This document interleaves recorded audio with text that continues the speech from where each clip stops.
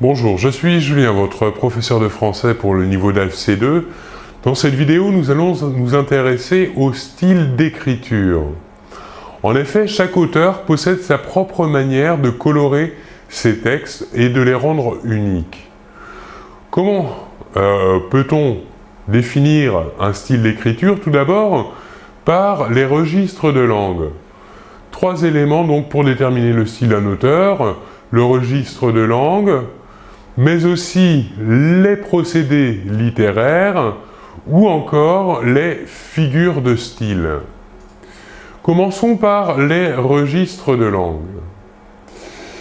Il existe normalement 3, ici nous allons voir 4 dans l'écriture registres de langue. Tout d'abord, le langage dit populaire, avec des termes impropres, généralement péjoratifs et vulgaires.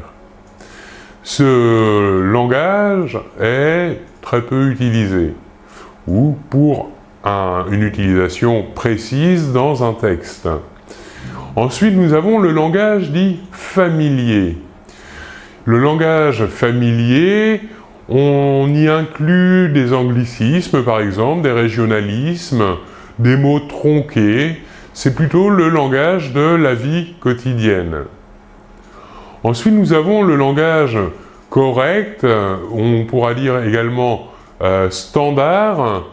Ici, dans ce langage, on respecte les règles de grammaire et de la syntaxe, et on utilise un vocabulaire de la vie quotidienne. Enfin, le quatrième registre de langue, ici, le langage dit soutenu. Ici, dans le langage soutenu, on utilisera des mots et expressions recherchés, des figures de style, ou encore des tournures de phrases variées et raffinées, une syntaxe aussi beaucoup plus complexe que le langage standard.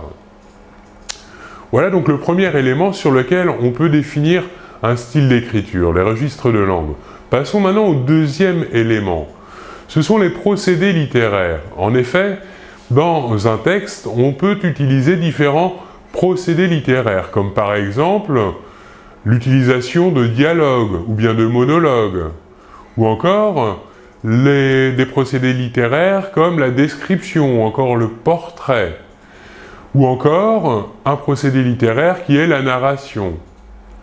Dans la narration, on peut s'intéresser également au type de narrateur. Si le narrateur est inclus à l'intérieur du récit, si le narrateur est aussi lui-même acteur dans le livre, ou alors s'il est témoin du récit.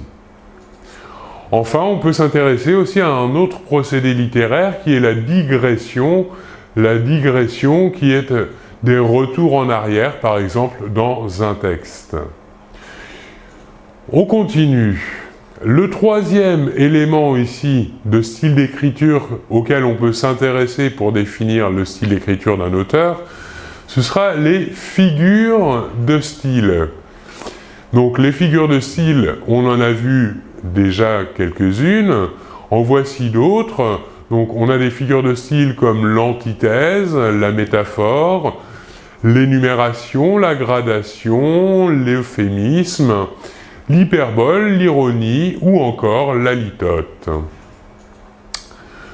Voilà donc pour les styles d'écriture. Pour résumer donc les trois éléments qui nous permettent de définir le style d'écriture: les registres de langue, les procédés littéraires et enfin les figures de style.